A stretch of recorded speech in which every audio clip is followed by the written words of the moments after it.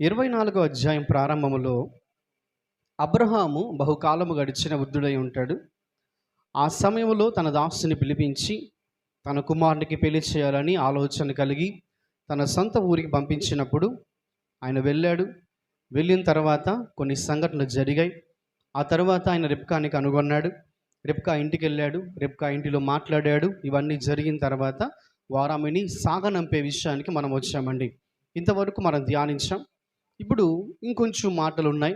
ఈ అధ్యాయం ముగించబడుతుంది. ఇక్కడ మనము జ్ఞాపకం చేసుకొని ధ్యానించాల్సినటువంటి వచనము 59వ వాక్యము నుండి మనము ధ్యానిద్దాం. 59వ వాక్యాన్ని నేను ఒకసారి చదువుతున్నానండి.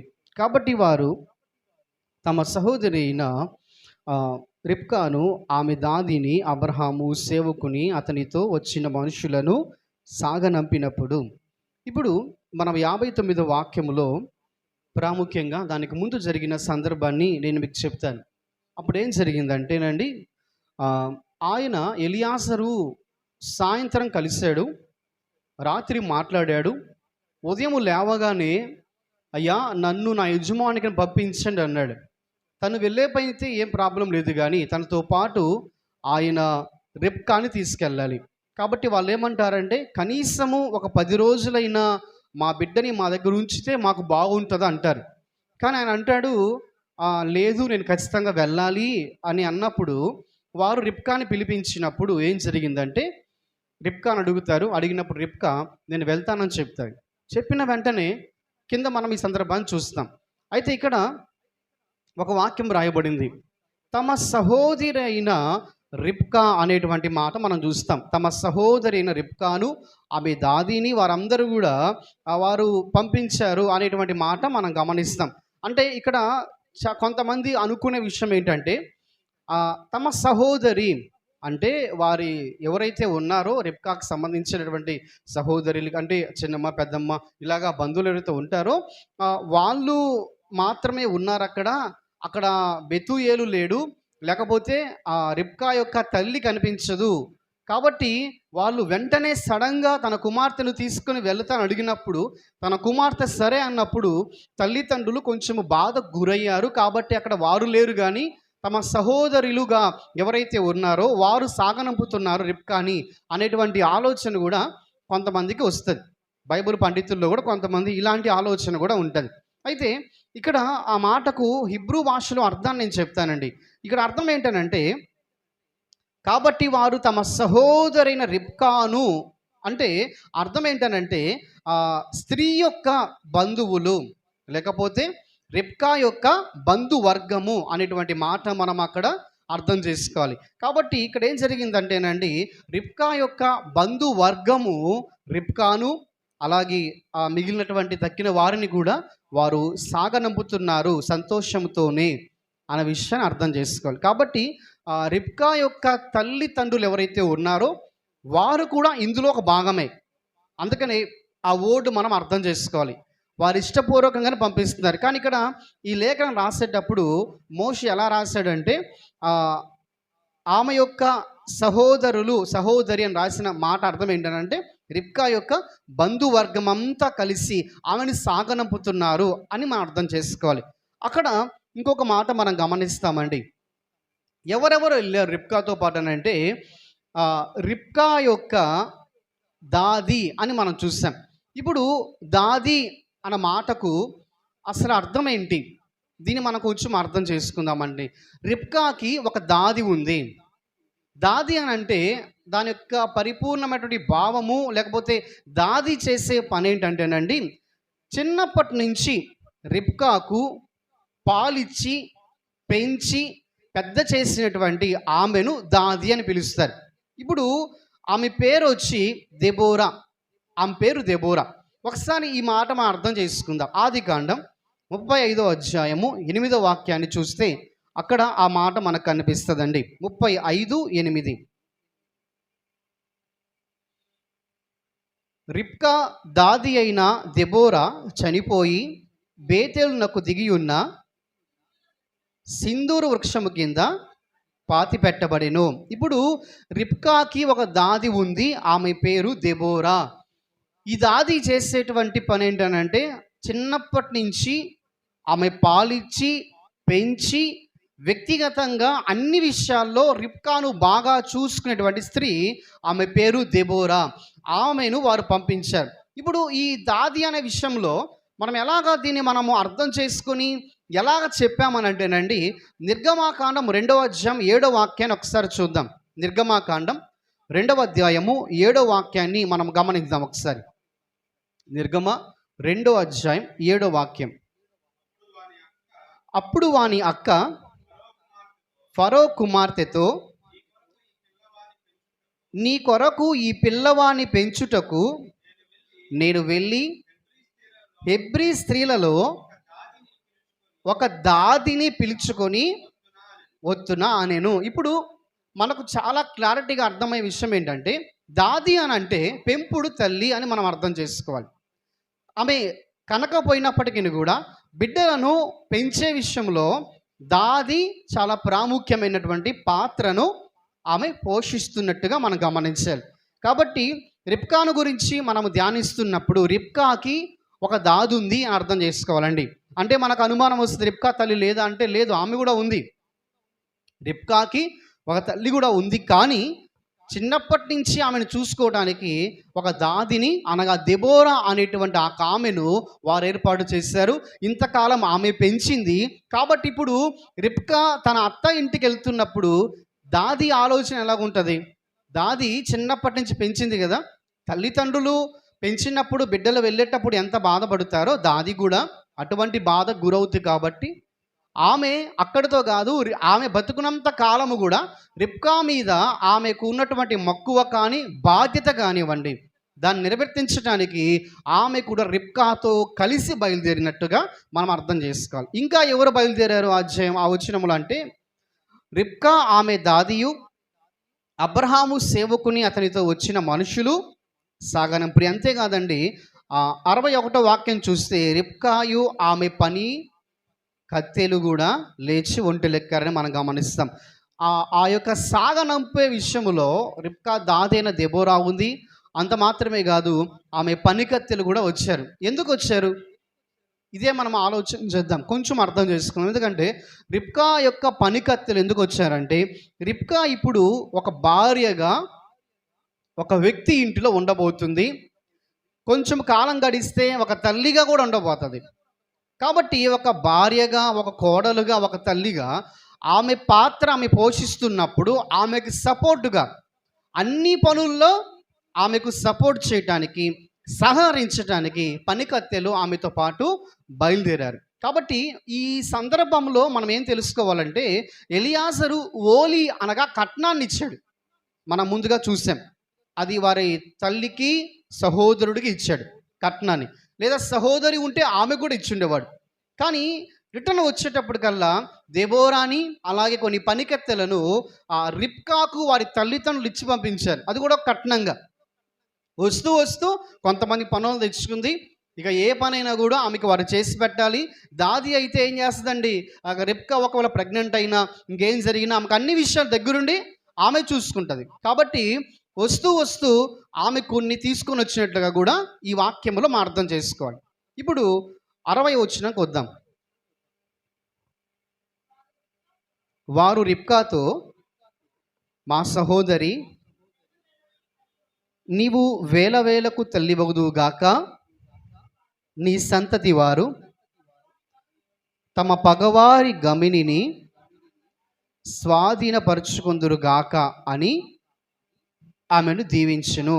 ఇక్కడ వారు రిబ్కాతో మా సహోదరి అని పలికి వాళ్ళు ఏమన్నారంటే, అమ్మా నువ్వైతే వేల వేలకు తెల్లవుతావు అన్నారు.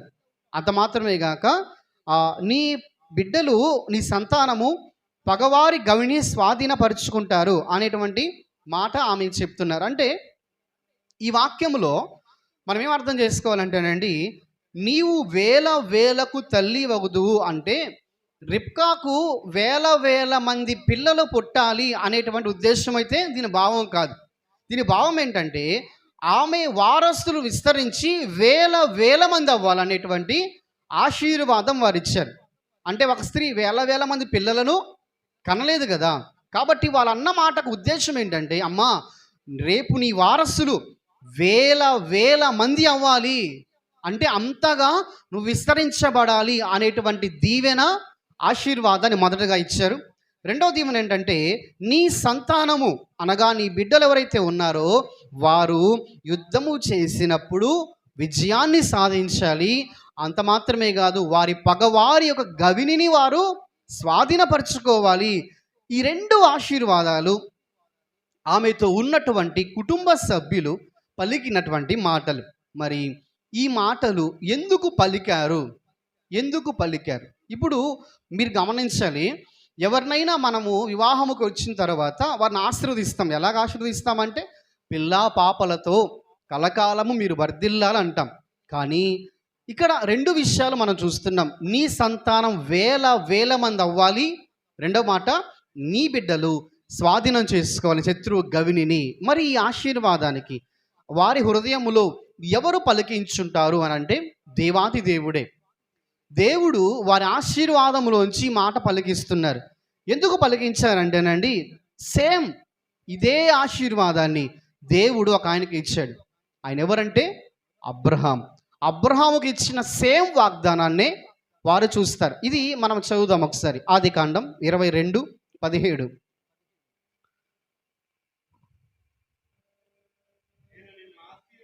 నేను నిన్ను ఆశీర్వదించి ఆకాశ నక్షత్రము వలెను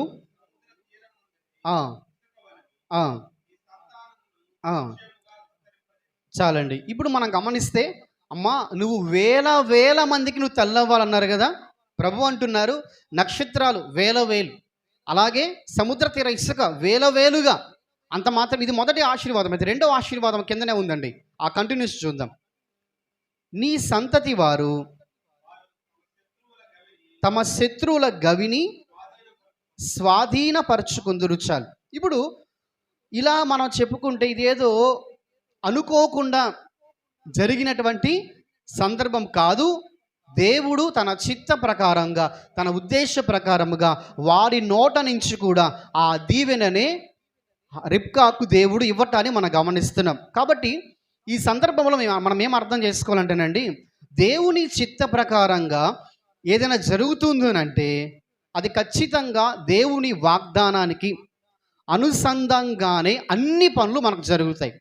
అప్పుడు మనం ఏం అర్థం చేసుకోవాలంటే, ఓహో ఇదంతా కూడా దేవుని చిత్తమే, దైవ చిత్త ప్రకారంగా అన్నీ జరుగుతున్నాయి. కాబట్టి ప్రతిదీ దేవుడు నాతో ఏం చెప్పాడో అవి వింటున్నా, అవి చూస్తున్నా, అవి ఎక్స్పీరియన్స్ అవుతున్నాను, అవి తెలుసుకుంటున్నాను. కాబట్టి ఇక్కడ మనం రిబ్కాని వారు ఆశీర్వదించే విషయంలో అనుకోకుండా యాదృచ్ఛికంగా ఏదో పలికేశారు అనుకోకూడదండి. దేవుడు వారి నోట అదే పలికించాడు. కాబట్టి దేవుని ఉద్దేశం మన పట్ల ఉంటే, దేవుని చిత్తం మన పట్ల ఉంటే దాన్నే మనం చూస్తాం, దాన్నే ఎక్స్పీరియన్స్ అవుతాం, దాన్ని అనుభవిస్తాం, దాని గురించి తెలుసుకుంటాం, అందులోనే ముందుకెళ్తాం.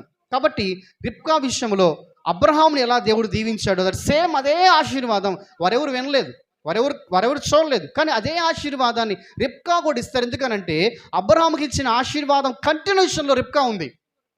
ఆ తర్వాత మిగతా వారు వస్తారు, రాహేలు, లేయా, వీళ్ళందరూ దానికి వచ్చిన ఆశీర్వాదానికి సంబంధించిన వారే. కాబట్టి అతి ప్రాముఖ్యమైన పాత్ర రిబ్కాది. కాబట్టి దేవుడు అదే దీవెనను రిబ్కాకి మళ్ళా తమ ప్రజల నోట వినిపించాడు. కాబట్టి ఈ మాట మనము అర్థం చేసుకోవాలి. మరి కిందకు వద్దాం. కిందకు వచ్చి 61వ వాక్యాన్ని మనము గమనిద్దామండి. రిబ్కాయు ఆమె పనికెత్తెలను లేచి ఒంటెలను ఎక్కి ఆ మనిషిని వెంబడి వెళ్ళిరి. అట్లు ఆ సేవకుడు రిబ్కాను తోడుకొని పోయాను. ఇప్పుడు ఈ వాక్యంలో మనం ఏం అర్థం చేసుకోవాలంటేనండి, రిబ్కా ప్లస్ రిబ్కా దాది అనగా దెబోరా, అలాగే ఆమె యొక్క పనికత్తెలు, వారి సంఖ్య మనకు తెలియదు. పనికత్తెలు అనే మాట బహువచనం కనుక ఇద్దరికి మించి ఎంతమంది అయినా ఉండొచ్చని మనం అర్థం చేసుకోవాలి. కాబట్టి వీరందరూ కూడా వస్తూ వస్తూ ఒక 10 ఒంటెల మీద ఒక ఆయన ఎలియాసరు చాలా తీసుకొచ్చాడు. వాటిల్లో దాదాపు అంతా కూడా ఆయన వారికి ఇవ్వటం జరిగింది. అలాగే రిబ్కా కూడా కొన్ని ఇచ్చాడు, అవి మనకు తెలుసు. రిబ్కాకి ఇచ్చినవి రిబ్కా మళ్ళీ తన ఇంట ఆమె తన వస్త్రాల్లో లేకపోతే వాటిలో పెట్టుకొని ఆమె ఒక ఒంటి మీద కూర్చుంటే తన దాసి అలాగే పనికత్తెలు కొన్ని ఒంటెల మీద కూర్చుంటే ఈ విధంగా అందరూ కూడా ఆ 10 ఒంటెల మీద కూర్చొని వారు ప్రయాణాన్ని తిరిగి మళ్ళా వారు కొనసాగిస్తున్నారు. ఇట్లు ఎలియాజరు రిబ్కాని తీసుకొని వస్తున్నాడు అని దేవుడు మనతో మాట్లాడుతున్నారు. కాబట్టి ఎలియాజరు వెళ్ళినటువంటి పని విషయంలో తను సక్సెస్ అయ్యాడు. దానికి ప్రధానమైన కారణం ఏంటంటే తను చేసుకున్న ప్రార్థన, తనలో ఉన్నటువంటి విశ్వాసము, ఈ వీటిని బట్టి తన యొక్క పనిలో తనకున్నటువంటి నిపుణతను బట్టి, లేకపోతే ఆ పని ఖచ్చితంగా జరగాలి అనేటువంటి బలమైన ఉద్దేశం, ఆ పని తర్వాతనే మరేదైనా అందుకని ఆయన భోజనం పెట్టినా తినను కానీ నేను ముందు వచ్చిన విషయం మీకు చెప్తాను, తర్వాత భోజనం చేస్తానని చెప్తాడు. కాబట్టి ఎలియాజరు తను వెళ్ళినటువంటి పనిలో సక్సెస్ అయ్యాడు. ఆ సక్సెస్కి ప్రధానమైన కారణం విశ్వాసం, ప్రార్థన, తన పని పట్ల తనకున్న శ్రద్ధ, తన యజమాని పట్ల తనకున్నటువంటి బాధ్యత. ఇవన్నిటిని మనం గమనించుకుంటే మన జీవితంలో ఏ విషయంలోనైనా కానీ, దేవుని పరంగా కావచ్చు, లేకపోతే వ్యక్తిగతంగా కావచ్చు, లేకపోతే కుటుంబ పరంగా కావచ్చు, మనం సక్సెస్ అవ్వాలంటే ఖచ్చితంగా నీలో ఉండాల్సింది ప్రార్థన, విశ్వాసం. నువ్వు ఏ పని పూనుకుంటున్నావో ఆ పనిని శ్రద్ధగా చేసి నీ యజమానుడికి నువ్వు నమ్మకంగా అప్పగించుకోవాలన్న విషయంలో చాలా శ్రద్ధ కలిగి కనుక మనం ఏ పని చేసినా సక్సెస్ తన వెంట తను వస్తుంది. కాబట్టి ఎలియాజరుని మనము చాలా దినాలుగా, వారాలుగా మనం ఆయన చూస్తూనే ఉన్నాం, ఆయన ఎంత మంచి ప్రార్థన పరుడు అని. కాబట్టి మన జీవితం అలా ఉండాలంటే మనం కూడా అటువంటి ప్రార్థనలో మనం ఖచ్చితంగా ఉండాలి. కాబట్టి ఎలియాజరు అట్లు తన పని ముగించుకున్నట్లుగా మనం గమనిస్తున్నాం. ఇప్పుడు 62 వాక్యంలోకి మనం వద్దాం. ఇస్సాకు బేయేర్ లహోయి రోయి మార్గమున వచ్చి దక్షిణ దేశమందు కాపురముండెను. ఇప్పుడు ఈ వాక్యం దగ్గర మనం కొంచెము అర్థం చేసుకోవాలి, ఆలోచన చేయాలండి. ఇప్పుడు 24వ అధ్యాయంలో మనం చాలా రోజుల పాటు కొనసాగాం. అంత మాత్రమే కాదు, దానికి ముందు అధ్యాయంలో కూడా కొన్ని దినాలు మనం కొనసాగాం. 1-2 వారాలు కావచ్చు, 3 వారాలు, ఇలా మనం ధ్యానిస్తున్నప్పుడు ఈరోజు మనకు కొన్ని సందర్భాలు బహుశా గుర్తుండకపోవచ్చు, ఎందుకంటే మనం కంటిన్యూగా వెళ్ళిపోయాం కాబట్టి. సరే, ఇప్పుడు ఒక చిన్న క్వశ్చన్ నేను మీకు వేస్తాను, జవాబు తెలిస్తే మీరు దాన్ని జ్ఞాపకం ఉంచుకొని, మీకు జవాబు తెలుసు, బహుశా మర్చిపోయి ఉండవచ్చు, లేకపోతే జ్ఞాపకం ఉంటే మంచిదే. ఏంటి ఆ ప్రశ్న అంటే, ఈ సందర్భం స్టార్ట్ అయ్యేటప్పుడు దానికి ముందైనా కావచ్చు, అసలు అబ్రహాం ఎక్కడుండేవాడు? ఒకసారి మనం అర్థం చేసుకోవాలి. అబ్రహాం ఎక్కడ ఉండేవాడు అంటే మమ్రే, హెబ్రోను, చివరిగా హెబ్రోన్ అంటే అదంతా నలుగురు కలిసిన ప్లేస్. బట్ హెబ్రోను అనే వ్యక్తి ఆధిక్యత సంపాదించాడు కాబట్టి ఆ ఊరికి హెబ్రోనే పేరు వచ్చింది. కాబట్టి అబ్రహాం ఉన్న ప్లేస్ హెబ్రోన్లో ఉన్నప్పుడు ఆమె చనిపోయింది, రిబ్కా. మమ్రే దగ్గర ఒక గృహం ఉంటే ఆ గృహ పొలంలో ఆమెని పాతి పెట్టాడు, మనకు తెలిసిందంతా కూడా. కానీ ప్రజెంట్ ఈ సందర్భం అంతా ముగించబడి చివరికి వచ్చేసరికల్లా ఇస్సాకు మమ్రేలో లేడు, హెబ్రోన్లో లేడు. ఎక్కడున్నాడంటే ఆయన బెయేర్ లహోరోయి అనేటువంటి ప్రాంతానికి వచ్చి అక్కడే కాపురం ఉన్నాడంట. ఇప్పుడు మనకు డౌట్ రావాలి, ఖచ్చితంగా డౌట్ వచ్చి తీరాలి. ఎందుకనంటే ఎందుకు ఉన్నాడు అక్కడ అనేది మనకు తెలియాలి, ఎందుకున్నాడు. ఇప్పుడు దీని గురించి మనం కొంచెము లోతుగా ఆలోచన చేసి ఫస్ట్ ఆఫ్ ఆల్ ఆ ప్లేస్ ఏంటో మనం తెలుసుకుందాం. మొదటిసారిగా ఆ ప్లేస్ ఏంటి చూద్దాం. ఒకసారి వాక్యంలోకి వెళ్ళి ఆ ప్లేస్ ఏంటో మనం ఒకసారి గమనిద్దాం. ఆదికాండం 16వ అధ్యాయము 14వ వాక్యం తీద్దాం. 16-14. అందుచేత ఆ నీటి బుగ్గకు బెయేర్ లహోర్ లోయి అను పేరు పెట్టబడెను. అది కాదేశుకును బెరెదుకును మధ్య ఉన్నది. తర్వాత హాగరు చాలండి. ఇప్పుడు అబ్రహాము శారా హాగరుని చిత్రహింసలు పెట్టింది ఒక టైంలో. అప్పుడు హాగరు పారిపోయి వచ్చింది. ఆ నీటి బొక్క దగ్గర కూర్చొని హాగరు ఏడుస్తా బాధపడుతా ఎట్టుపోవాలో అనే ఆలోచనలో ఉన్నప్పుడు దేవుడు మాట్లాడాడు. అప్పుడు ఆమె పెట్టినటువంటి పేరు ఇదే, బెయేర్ లహోర్లోయి అన్న మాటకు నన్ను చూచుచున్న సజీవ బావి అని అర్థం. కాబట్టి ఆ టైంలో అక్కడ ఆమెతో దేవుడు మాట్లాడినటువంటి ప్రదేశములో ఇప్పుడు ప్రెజెంట్ ఇస్సాకు ఆడికి వెళ్ళిపోయాడు. కాబట్టి మనం అర్థం చేసుకోవాలి, ఇస్సాకు అక్కడే ఉన్నాడు. కాబట్టి దీనికి ఇంకా మనకు కంటిన్యూగా మనం ఇంకో మాట చెప్పాలి ఖచ్చితంగా. అంటే 25వ అధ్యాయం ఆదికాండం 11వ వాక్యాన్ని చూద్దాం. అబ్రహాము మృతి పొందిన తర్వాత దేవుడు అతని కుమారుడుకు ఇస్సాకును ఆశీర్వదించెను. అప్పుడు ఇస్సాకు బెయేర్ లహోర్ లోయి దగ్గర కాపురం ఉండెను. ప్రస్తుతానికి ఈ సందర్భం అంతటిలో కూడా మనం గమనిస్తే అబ్రహాము యొక్క కుమారుడైనటువంటి ఇస్సాకు ఆయన బెయేర్ లహోర్ రోయి అనేటువంటి ప్లేస్లో ఆయన ప్రత్యేకంగా జీవిస్తున్నాడు. ఇప్పుడు మనకు ఒక అనుమానము, డౌట్లు అనేది ఒక రెండు ప్రస్తుతానికి మనకు రావాలి. అవి నేను చెప్తాను. మొదటి విషయం ఏంటంటేనండి, ఇస్సాకు అబ్రహామును విడిచిపెట్టాడా? ఖచ్చితంగా విడిచిపెట్టాడు. ఖచ్చితంగా. ఎలా అంటే అబ్రహాం ఉన్న ప్రదేశం యొక్క మమ్రే లేకపోతే హెబ్రోన్, అదే మనం చూసాం. అక్కడి నుంచి దాసుని పంపించాడు. అక్కడే తన భార్యను పాతి పెట్టుకున్నాడు ఆయన. ఆ ప్లేస్కి ఈ ప్లేస్కి చాలా దూరం. అందుకే కాదేశు దగ్గర ఉంది ప్లేస్ అని మనం 16వ అధ్యాయం 15వ వచనంలో చూసామన్నమాట. కాబట్టి అబ్రహామును ఇస్సాకు విడిచిపెట్టాడంటే విడిచిపెట్టాడు. ఎందుకు విడిచిపెట్టాడు అనే డౌట్ అనేది నేడు ఈ యొక్క బైబిల్ పండితులు ఆలోచిస్తున్న సందర్భం. ఎందుకు విడిచిపెట్టాడంటే ఆయన వాగ్దాన కుమారుడు కదా. ఎందుకు విడిచిపెట్టి వెళ్ళిపోయాడంటే దానికి ఒక రీజన్స్ కొన్ని చెప్తారు. మొదటి రీజన్ ఒకసారి ఆలోచన చేస్తే, అబ్రహాము యొక్క ఆస్తిపాస్తులు చాలా విస్తరించబడినటువంటి టైం, అది చాలా విస్తారంగా ఉంది. ఆ టైంలో లోతు చేసినట్టుగానే ఇస్సాకు కూడా తన తండ్రిని విడిచి ఆ బెహర్లోయ్ లోయి అనేటువంటి ప్లేస్కి వెళ్ళి అక్కడ స్థిరపడ్డాడా అనే ఒక డౌట్ ఒకటి. అది ఖచ్చితమని మనం చెప్పలేం, ఎందుకంటే మనకు అక్కడ విషయాలు దేవుడు చెప్పలేదు. ఇది వచ్చేసరికల్లా అక్కడ ఆయన ఉన్నాడు. ఎక్కడంటే వీళ్ళు వచ్చేసరికల్లా అక్కడ ఉన్నాడు. ఇంకా మీకు క్లారిటీ విషయం చెప్తాను. అక్కడ ఉన్నాడు. బట్ మీరు ఆలోచన చేయండి, ఎలియాజరు ఎక్కడ తీసుకొస్తున్నారు వాళ్ళని? హెబ్రోనుక, మమ్రేక, బెయర్ హల్లోకి తీసుకొస్తున్నాడా? రెప్కాని అది. కాబట్టి ఆల్రెడీ ఆయన కాపురం ఉన్నాడు అక్కడ. ఆల్రెడీ ఆ ప్లేస్కి వెళ్ళిపోయి ఉన్నాడు. దానికి కారణం ఏంటనే విషయాన్ని మనం ఆలోచన చేసుకుంటే ఒక డౌట్ ఏంటంటే, ఒకవేళ లోతు చేసినట్లుగానే విడిచిపెట్టుంటాడా అనే డౌట్ ఒకటి ఉంది. రెండవ డౌట్ ప్రాముఖ్యం. ఇది బైబిల్ పండితులు అంగీకరించే విషయం. ఏంటనంటే అబ్రహాముకి ఇంకో పెళ్ళయింది. ఎవరితో? కెతురాతో. ఇప్పుడు మీకు ఈరోజు ఇక్కడ దాకా చదివించి మనం ఆపచ్చు, కానీ నేను ఎందుకు 25వ అధ్యాయం కూడా చదివించానంటే మొదటి వచనం అది మనకు తెలియాలి. వాళ్ళకి పెళ్ళయింది. పెళ్ళయి వారికి దాదాపు 6 మంది పిల్లల దాకా పుడతారండి.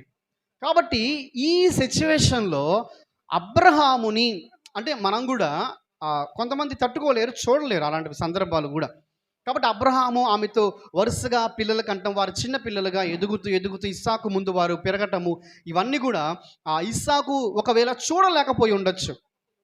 కాబట్టి ఆయన ఆ టైంలో కొంచెం దూరంగా ఉంటే బాగుండు, మా నాన్న యొక్క కెతూరా యొక్క దాంపత్య జీవితానికి కొంచెం దూరంగా అడుగు ఉండి నేను ఉంటే బాగుండు అనే ఉద్దేశంతో ఆయన దూరం వెళ్ళాడనేటువంటి ఇంకొక వివరణ కూడా ఉంది. కాబట్టి నేనైనా బైబిల్ పండితులైనా నమ్మేటువంటి విషయం కెతూరా గురించే ఆలోచిస్తాం. కాబట్టి ఇస్సాకు కెతూరా విషయంలో ఆలోచన చేసి ఆయన బయటికి వెళ్ళినట్టుగా మనం గమనించాలి. కాబట్టి మనం ముందుకెళ్దాం. ఇప్పుడు ఇంకొక వాక్యాన్ని మనం చూద్దాం. 63 సాయంకాలమున ఇస్సాకు పొలములో ధ్యానింప బయలువెళ్ళి కనులెత్తి చూచినప్పుడు ఒంటెలు వచ్చుచుండెను. ఇప్పుడు ఇక్కడ మనము ఈ వచ్చిన ఆలోచన చేద్దామండి. పాత నిబంధన గ్రంథం అంతటిలోకెల్లా ఒకే ఒక హెబ్రూ వర్డ్ రాయబడింది. ఆ హెబ్రూ వర్డ్ ఏంటో చెప్తాను. SUACH ఇక్కడే రాయబడింది ఆ మాట. ఎక్కడ? ధ్యానింప వెళ్ళెను అన్న వర్డ్ దగ్గర SUACH ఈ పదము రాయబడిందండి. అనగా సువాచ్ అనేటువంటి పదం హెబ్రీలో రాయబడింది. ఆ పదానికి అర్థము అస్పష్టంగా ఉంది, స్పష్టంగా లేదనే విషయాన్ని పండితులు ఇప్పుడు కూడా ఒప్పుకుంటారు. ఆ అర్థము గురించి కొంచెం ఆలోచనలు ఉన్నాయి, కానీ దాని గురించి KJV అంటే కింగ్ జేమ్స్ వర్షన్, ప్రజెంట్ మనందరం వాడేది కింగ్ జేమ్స్ వర్షన్ బైబులే. అలాగే ఎన్ఐవి, ఈఎస్వి, ఈ బైబిల్స్లో ఈ మాటకు ఏమని వివరణ ఇచ్చారంటే ధ్యానించుట లేక ప్రార్థించుట. కాబట్టి ఇక్కడ మనకు ఆ మాట స్పష్టంగా ఉంటుంది. ఏమంటుందంటే ఆ ఇస్సాకు ఆ సాయంకాల వేళ ధ్యానించటానికి పొలానికి వెళ్ళాడు. కాబట్టి ధ్యానించుట లేకపోతే ప్రార్థన చేయటానికి ఆయన వెళ్ళాడు. కాబట్టి ఈ ఓడ్ అనేదండి నిజానికి ఈ పాత నిబంధన అంతట్లో ఒకే ఒక చోట ఇక్కడే రాయబడింది. కాబట్టి ఆ ఓడుకున్న స్పష్టత ఎగ్జాక్ట్గా లేదు. అంటే ఇవన్నీ కూడా ఆ పాత హెబ్రూ, ఇప్పుడు ఉన్న హెబ్రూ కాదని మనకు తెలుసు కదా. కాబట్టి ఆ స్పష్టత లేదు కాబట్టి దానికి రెండు అర్థాలు తీసుకొని వచ్చారు, ధ్యానించడం, ప్రార్థన చేయడం. కాబట్టి ఆ మాట అక్కడ రాస్తున్నారు. కాబట్టి మనం ఏం అర్థం చేసుకోవాలంటే సాయంకాలం పూట ప్రార్థించే అలవాటు ఎవరికి ఉందంటే ఇస్సాకుకుంది. కాబట్టి ఇస్సాకు సాయంకాలం పూట ప్రార్థన చేస్తూ ఉన్నాడు. ప్రార్థన చేసి ఆయన కళ్ళెత్తి చూసినప్పుడు ఏం జరిగిందో 64 వాక్యం చూద్దాం. రిబ్కా కనులెత్తి ఇస్సాకును చూచి ఒంటి మీద నుండి దిగి చాలండి. ఇప్పుడు మనము కింద కూడా చదువుదాం ఒకసారి. మనలను ఎదుర్కొంటకు పొలంలో నడుచున్న అడుగగా అతడు ఇతడు నా యజమానుడని చెప్పాను కనుక ఆమె ముసుగు వేసుకునేను. ఇప్పుడు మనం ఆలోచన చేస్తేనండి, ఇస్సాకు ధ్యానించడానికి పొలంలోకి వెళ్తుండగా ఒంటెలు గమనించాడు. ఒంటెలు ఇప్పుడు మనమైనా చెప్తాం, మన ఇంట్లో ఉన్న కోళ్ళు రకరకాలుగా ఉన్న ఆ కోడి మంద అంటాం, బర్రెలు రకరకాలుగా మంద అని చెప్తాం. కాబట్టి దూరం నుంచి చూసినప్పుడు ఆ 10 ఒంటెలు అవి వస్తున్నప్పుడు అవి మావి అనుకున్నాడు ఆయన. కాబట్టి ఆయన వారికి ఎదుర్కోవడానికి ముందుకు పోయాడు. వారిని ఎదుర్కొంటూ ముందుకెళ్ళినప్పుడు రెబ్కా కూడా చూసింది. పొలంలో ఒంటరిగా ఒక్కడే ఉన్నాడు. అంటే ఆయన ఒక్కడే, ఇంకా పెళ్లి కాలేదు కదా, ఒక్కడే కాపురం ఉన్నాడనే సందర్భం మనం ఇంకా అర్థం చేసుకోవచ్చు. ఒక్కడే ఉన్నప్పుడు అండి రెబ్కా చూసి దిగిందంట. దిగి ఎలియాజరుని అడిగింది. ఎలియాజరు ఎవరు ఆయన వచ్చే వ్యక్తి అన్నప్పుడు ఎలియాజరు ఒక మాట చెప్పాడండి. ఆ మాట ఏంటంటే ఆయన నా యజమాని కొడుకు అని చెప్పలేదు, ఆయన నా యజమానుడు అని చెప్పాడు. ఇది కూడా మనం అర్థం, దీనికి కూడా మంచి వివరణ ఉంటుంది. ఎందుకనంటే ఆయన ఇక్కడ కొన్ని అర్థాలు వస్తాయి. ఏంటంటే ఈ సందర్భం కల్లా ముందు అబ్రహాం చనిపోయాడని కొంతమంది అంటారు, కానీ అబ్రహాం చనిపోలేదు. ఎందుకనంటే ఇస్సాకు కూడా ఆయనకి యజమానుడే కదా. ఇస్సాకు అయినా అబ్రహాం అయినా ఆయనకి యజమానుడే కాబట్టి ఆయన కూడా యజమానుడని చెప్పిన వెంటనే రెబ్కా వెంటనే ముసుగేసుకుంది అన్న మాట మనము గమనిస్తామండి. అయితే ఈ ముసుగును గురించి కొంచెం ఆలోచన చేస్తే, ఈ ముసుగు వివాహ సమయాల్లో వేసుకుంటారు. వివాహ సమయాల్లో ముసుగు వేసుకుంటారు. ఎందుకు వేసుకుంటారు? ఇప్పుడు మీరు ఆలోచన చేయండి. రెబ్కా కడవెత్తుకొని వచ్చిందంట, అప్పుడు ముసుగేసుకొని రాలేదు ఆమె. కాబట్టి ఆయన రెబ్కాను చూశాడు, మాట్లాడాడు, ఇవన్నీ జరిగినాయి. కానీ ఇప్పుడు కూడా రెబ్కా ముసుగేసుకుని బయలుదేరలేదు, మామూలుగానే వస్తానే ఉంది. అయితే ఎప్పుడైతే ఆ మాట చెప్పిన వెంటనే ఓహో, నాకు కాబోయేటువంటి భర్త నా ముందు ఎదురుగా ఉన్నాడు కాబట్టి నేను ముసుగు వేసుకోవాలనుకుంది, ముసుగు వేసుకుంది. ఈ ముసుగు అర్థం ఏంటంటే పవిత్రమైన అవివాహిత కన్యకు సూచన. పవిత్రమైన అవివాహిత కన్యను సూచిస్తుంది ఈ ముసుగు వేసుకోవడం. కాబట్టి రిబ్కా ఏం చేసిందంటే వెంటనే ఆమె ముసుగును వేసుకున్నట్లుగా మనం గమనిస్తామండి. ఇప్పుడు ఇంకా మీకు ఒక మంచి సందర్భాన్ని నేను చెప్తాను. ఈ సందర్భం అర్థం చేసుకుంటే ఓహో, వివాహ సమయాల్లో ముసుగేసుకునేవారు అర్థమవుతుంది. ఇప్పుడు యాకోబు ఒక స్త్రీని పెళ్లి చేసుకోవడానికి ఇష్టపడ్డాడు. ఆమె రాహేలు. కానీ లేయా నుంచి పెళ్లి చేశారు. ఎంత రాత్రైనా కానీ ముఖం కనిపించకుండా ఉండదు. వారు చీకట్లో పెళ్లి చేయరు కదా, దీపాలు ఏర్పాటు చేసుకొని పెళ్లి చేస్తారు. కానీ ఎందుకు అలా జరిగిందంటే రాహేలు బదులు లేయాకి వారు ఏమేస్తున్నారు, ముసుగు వేసి ఆమెను తీసుకొచ్చి ఆయన పక్కన కూర్చోబెడితే ఆయన అనుకున్నాడు ఈమె రాహేలేమో అనుకొని ఆయన పొరపాటు పడ్డాడు. ఆ టైంలో వివాహం జరిగినప్పుడు ఉదయం లేచిన తర్వాత ఆయన కంప్లైంట్ ఇచ్చాడు, ఎందుకు ఇలా నన్ను మోసం చేశారు అని చెప్పి. కాబట్టి వివాహ సమయాలలో ఈరోజు కూడా క్రైస్తవ వివాహ సమయాల్లో క్రైస్తవులు ముసుగును ధరిస్తారు. కాబట్టి ఆ రోజు ఇలాగ అందువల్ల ఆమె ముసుగును వేసుకున్నట్లుగా మనం అర్థం చేసుకోవాలి. తర్వాత ఇంకొక వాక్యానికి వద్దాం. 66వ వాక్యం. అప్పుడు ఆ దాసుడు తాను చేసిన కార్యములన్నీ ఇస్సాకుతో వివరించి చెప్పెను. ఇప్పుడు ఈ పండితుడు లేకపోతే ఈ గ్రంథకర్త ఒకే ఒక్క మాటతో విషయం మొత్తం చెప్పేశాడు. అంటే ఇక్కడ మనం ఏం అర్థం చేసుకోవాలంటే, ఎలియాజరు వెళ్ళాడయ్యా, నేను ప్రార్థన చేసుకున్నానయ్యా, తర్వాత ఇలా జరిగింది, రెబ్కా వచ్చింది, 10 ఒంటెలకు నీళ్లు పోసింది ఆమెమి తక్కువ కాదు, మంచి గుణం కలిగిన స్త్రీ అయ్యా ఆమె, దేవుడు నీకు మంచి భార్యను ఏర్పాటు చేశాడయ్యా, మీ నాన్న ప్రార్థన ఎక్కడికి పోలేదు, ఆ తర్వాత నేను రాత్రి నిద్రపోయాము, ఉదయం లేవగానే మళ్ళీ బయలుదేరేసాము, కాబట్టి 1 మంత్ జర్నీ, తిరిగి 1 నెల ప్రయాణం మేము చేసి మళ్ళా తిరిగి మీ కాడకు వచ్చామని అన్నీ చెప్పాడంట. కాబట్టి ఇవి మనకు ఆల్రెడీ జరిగాయి కాబట్టి గ్రంథకర్త మనకు 1 వర్డ్స్లో 1 విషయాలు మనకు తెలియపరిచాడు. తర్వాత 27 వాక్యంతో అధ్యాయం ముగిద్దాం. 27. ఇస్సాకు తల్లి అయిన శారా గుడారములోనికి ఆమెను తీసుకొని పోయెను. అట్లు అతడు రిబ్కాను పరిగ్రహింపగా ఆమె అతనికి భార్య ఆయెను. ఇప్పుడు ఈ వాక్యాన్ని కొంచెం ఆలోచించేద్దాం. అబ్రహాం ఎక్కడుండేవాడు? హెబ్రోన్ లేదా మమ్రే అని కూడా అనొచ్చు, ఆ ప్లేస్లో ఉన్నాడు ఆయన. ఇప్పుడు అబ్రహాం ఉన్న ప్లేస్లోనే కదా షారా ఉంటుంది. షారాకి ఒక ప్రత్యేకమైన గుడారం ఉంది. కాబట్టి ఆయన మనం చూస్తామంటే, షారాను పనుకోబెట్టినటువంటి గుడారంలోనికి అబ్రహాం వెళ్ళి ఏడ్చుకొని బయటకు వచ్చి, ఆ తర్వాత పోయేసి ఆ ప్రాంతంలో ఉన్నటువంటి కొంతమందితో ఆయన మాట్లాడి రేట్ మాట్లాడుకొని దాన్ని కొనుక్కున్నాడు. ఇప్పుడు మనం ఏం అర్థం చేయాలంటేనండి, అవి వచ్చిన తర్వాత ఆయన ఏం చేశాడంటే, షారా యొక్క గుడారము కాడికి రిబ్కాని ఆయన తీసుకెళ్ళాడు. ఎందుకంటే వివాహము అవ్వకుండా రిబ్కాని తన గుడారములో బెయర్హలోయి అనేటువంటి ప్లేస్లో ఉంచటం అనేది సరైన పద్ధతి కాదు అని ఇస్సాకు ఏం చేశాడంటే ఆమెను తీసుకున్నాడు. వారు బయలుదేరి హెబ్రోనులో ఉన్నటువంటి షారా గుడారములోనికి వెళ్ళి షారా గుడారములో ఆమెను ఉంచాడు కొద్ది దినాలు.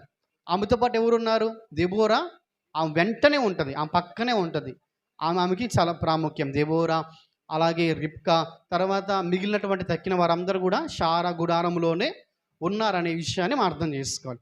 ఆ తర్వాత అట్లు అనగా ఆ తర్వాత ఆయన ఏం చేశాడంటే రిబ్కాని వివాహము చేసుకున్నాడు. మీరు గమనించండి, అబ్రహాము ఒక్క కొడుక్కి చిన్నప్పుడు 3 ఏళ్ల తర్వాత పాలు విడిచినప్పుడు మంచి విందు చేశాడంట.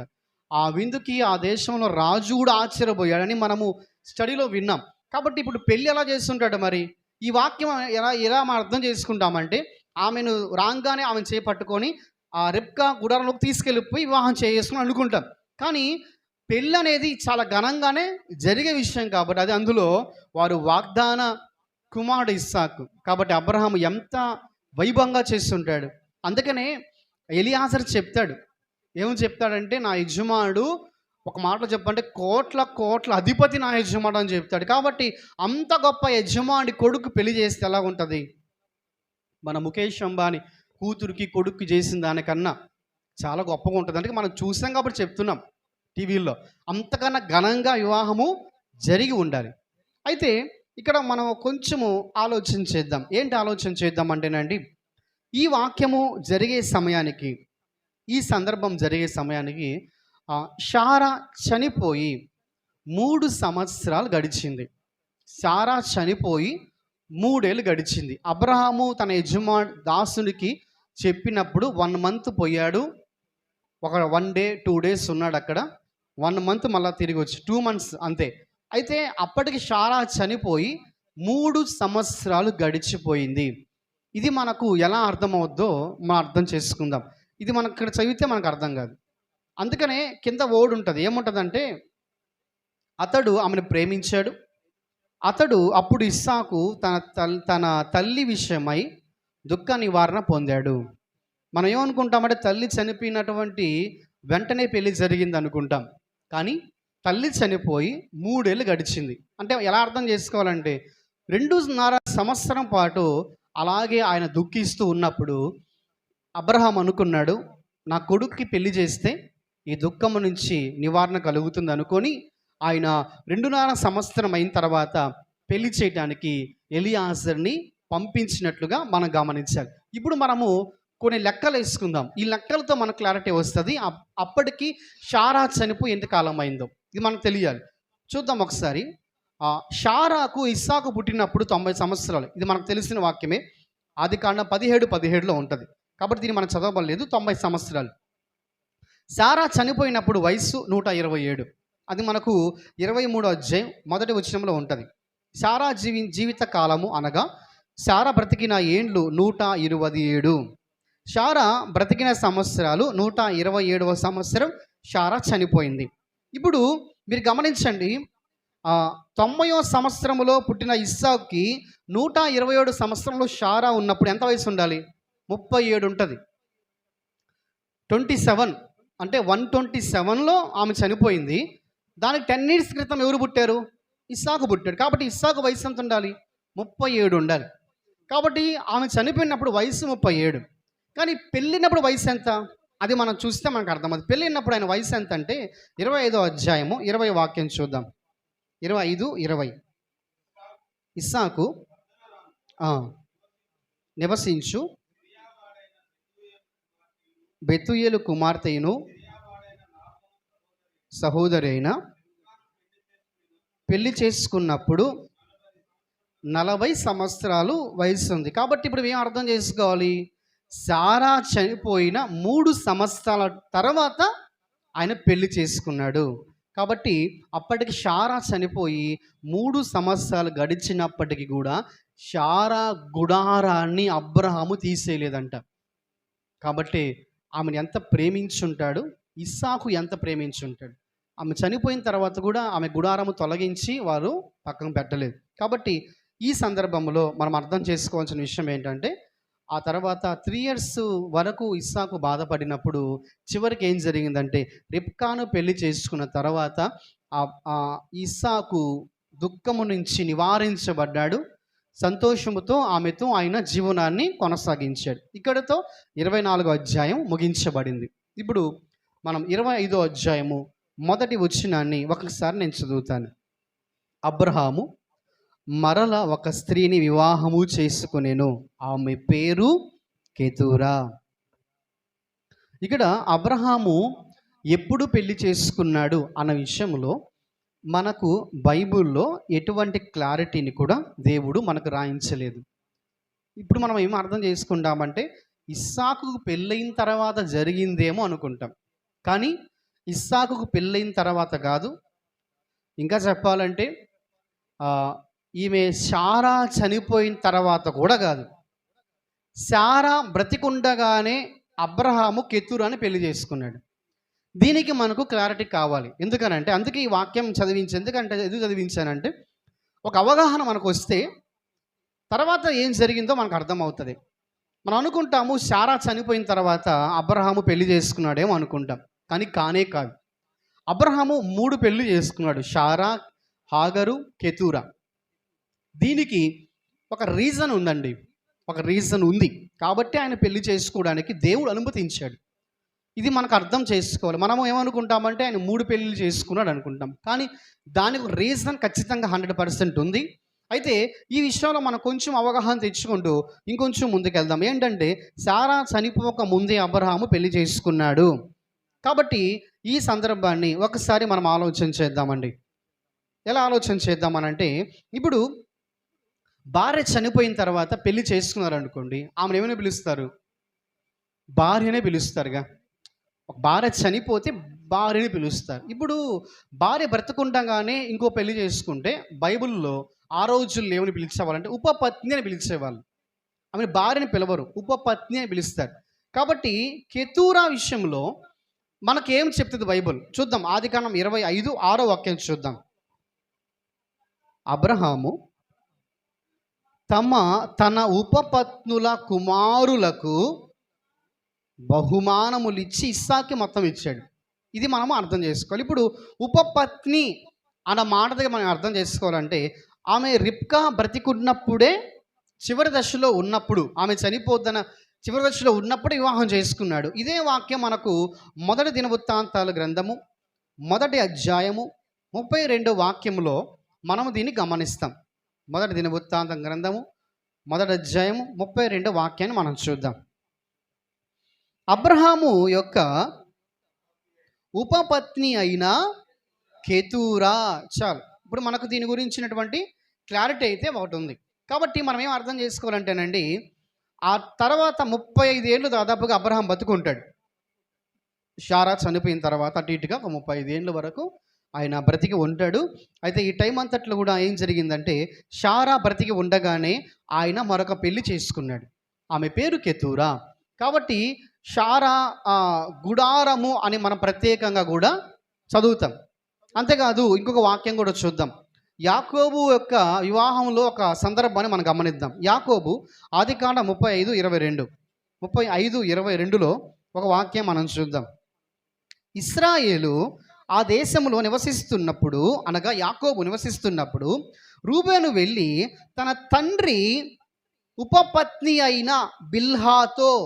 ఇప్పుడు మీరు గమనించాలి, ఉపపత్ని అయిన ఎందుకు రాశారు? భార్య అని రాయలేదే. ఎందుకు రాయలేదు? భార్య బ్రతికి ఉండగానే, అంటే మీకు ఇంకా క్లారిటీగా చెప్తాను. ఇప్పుడు ఈయన ఉన్నాడు, ఎవరంటే మన యొక్క ఎస్తేరు భర్త రాజు ఉన్నాడు. ఎస్తేరు ఆమెకు ఉపపత్ని అయిందా, భార్య అయిందా? భార్య అయింది. ఎందుకని? ఆమెని విడిచిపెట్టేశాడు, ఇంకా ఆమెకు అర్హత లేదు. కాబట్టి ఎస్తేరు ఉపపత్ని కాదు, భార్యే. కాబట్టి ఈ సందర్భంలో ఏం అర్థం చేసుకోవాలంటే, భార్య ఉండగానే అబ్రహాము పెళ్లి చేసుకున్నాడు, అలాగే భార్య ఉండగానే యాకోబు పెళ్లి చేసుకున్నాడు.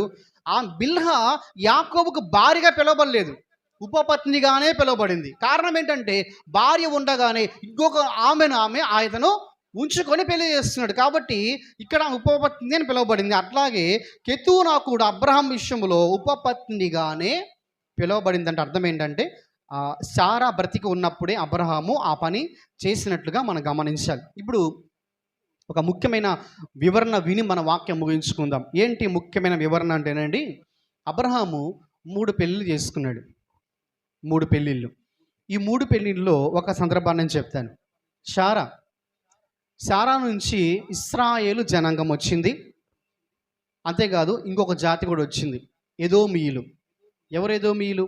ఏసావు సంతానము ఎదోమీయులు, యాకోబు సంతానము ఇశ్రాయేలీలు. 2 జనాంగాలు, 2 జాతులు బయటకు వచ్చాయి. తర్వాత ఇంకొక జాతి వచ్చింది, ఇష్మాయేలీలు.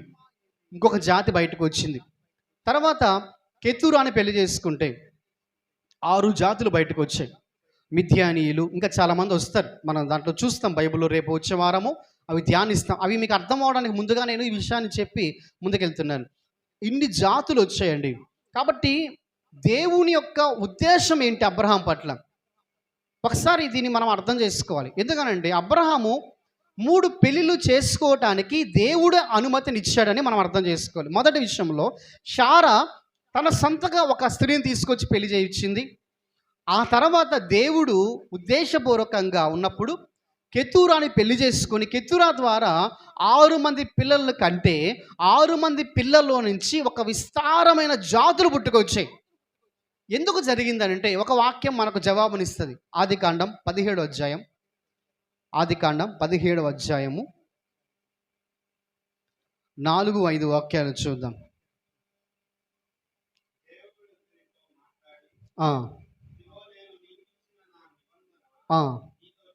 చేసి ఉన్నాను, నీవు అనేక జనములకు. అక్కడ ఇంగ్లీష్లో ఉంటుందండి, నేషన్స్ అని రాసి ఉంటుంది, మెనీ నేషన్స్. 5వ వాక్యం చూద్దాం. మరియు ఇక మీదట నీ పేరు అబ్రాము అనబడదు, నిన్ను అనేక జనాలకు, అంటే జనములకు అనగా జాతులకు తండ్రిగా నియమించిది కనుక నీ పేరు అబ్రహాము అందుకే నా ప్రభు అంటారు 6వ వాక్యం, నీకు అత్యధికముగా సంతానభివృద్ధి కలుగజేసి నీలో నుండి జనములు వచ్చినట్లు నియమించును, రాజులు నీలో నుండి వస్తారు. ఇక్కడ చాలా వాక్యాలను మనం గమనిస్తాం. కాబట్టి ఇక్కడ ఇంగ్లీష్లో మెనీ నేషన్స్ అనేటువంటి మాట వ్రాయబడింది. జాతులు, చాలా అనేక జాతులు. మనం చూసే జాతులు 2 అనుకుంటాం, లేదా 3 అనుకుంటాం. ఎవరు? ఇష్మాయేలీలు, ఇశ్రాయేలు, ఎదోమీయులు. బట్ కెతూరాని పెళ్లి చేసుకున్న తర్వాత చాలా జాతులు బయటకు వచ్చాయి. ఈ జాతుల గురించి వచ్చే వారం మనము తెలుసుకుందాం.